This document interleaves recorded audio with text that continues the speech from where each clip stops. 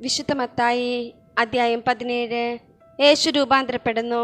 യേശു 6 ദിവസം കഴിഞ്ഞ് പത്രോസ്, യാക്കോബ്, അവൻ്റെ സഹോദരൻ യോഹന്നാൻ എന്നിവരെ മാത്രം കൂട്ടിക്കൊണ്ട് ഒരു ഉയർന്ന മലയിലേക്ക് പോയി. അവൻ അവരുടെ മുമ്പിൽ വെച്ച് രൂപാന്തരപ്പെട്ടു. അവൻ്റെ മുഖം സൂര്യനെപ്പോലെ വെട്ടിത്തിളങ്ങി. അവൻ്റെ വസ്ത്രം പ്രകാശം പോലെ ധവളമായി. മോശയും ഏലിയായും അവനോട് സംസാരിക്കുന്നതായി അവർ കണ്ടു. പത്രോസ് യേശുവിനോട് പറഞ്ഞു, കർത്താവേ, നാം ഇവിടെയായിരിക്കുന്നത് നല്ലതാണ്. നിനക്ക് സമ്മതമാണെങ്കിൽ ഞങ്ങൾ ഇവിടെ 3 കൂടാരങ്ങൾ ഉണ്ടാക്കാം. ഒന്ന് നിനക്ക്, ഒന്ന് മോശയ്ക്ക്, ഒന്ന് ഏലിയായ്ക്ക്. അവൻ സംസാരിച്ചു കൊണ്ടിരിക്കുമ്പോൾ ശോഭയേറിയ ഒരു മേഘം വന്ന് അവരെ ആവരണം ചെയ്തു. മേഘത്തിൽ നിന്ന് ഇങ്ങനെയൊരു സ്വരമുണ്ടായി: ഇവൻ എൻ്റെ പ്രിയപുത്രൻ, ഇവനിൽ ഞാൻ പ്രസാദിച്ചിരിക്കുന്നു. ഇവൻ്റെ വാക്കു ശ്രവിക്കുവിൻ. ഇത് കേട്ട ക്ഷണത്തിൽ ശിഷ്യന്മാർ കമിഴ്ന്നു വീണു. അവർ ഭയവിഹുലരായി. യേശു സമീപിച്ച് അവരെ സ്പർശിച്ചുകൊണ്ട് പറഞ്ഞു, എഴുന്നേൽക്കുവിൻ, ഭയപ്പെടേണ്ട.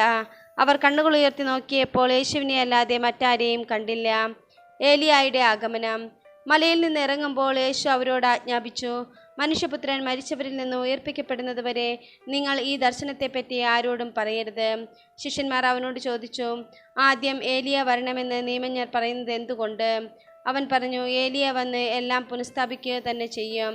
എന്നാൽ ഞാൻ നിങ്ങളോട് പറയുന്നു, ഏലിയ വന്നു കഴിഞ്ഞു, എങ്കിലും അവർ അവനെ മനസ്സിലാക്കിയില്ല. തങ്ങൾക്കിഷ്ടമുള്ളതെല്ലാം അവർ അവനോട് ചെയ്തു.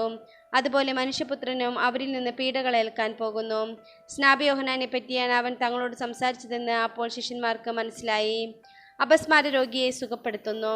അവർ ജനക്കൂട്ടത്തിൻ്റെ അടുത്തേക്ക് വന്നപ്പോൾ ഒരാൾ കടന്നു വന്ന് അവൻ്റെ സന്നിധിയിൽ പ്രണമിച്ചുകൊണ്ട് പറഞ്ഞു, കർത്താവേ, എൻ്റെ പുത്രനിൽ കനിയണമേ. അവൻ അപസ്മാരം പിടിപെട്ട് വല്ലാതെ കഷ്ടപ്പെടുന്നു. പലപ്പോഴും അവൻ തീയിലും വെള്ളത്തിലും വീഴുന്നു.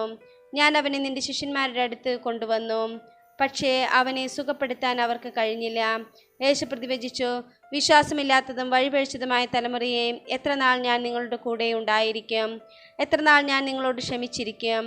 അവനെ ഇവിടെ എൻ്റെ അടുത്ത് കൊണ്ടുവരിക. യേശു അവനെ ശാസിച്ചു. പിശാച് അവനെ വിട്ടുപോയി.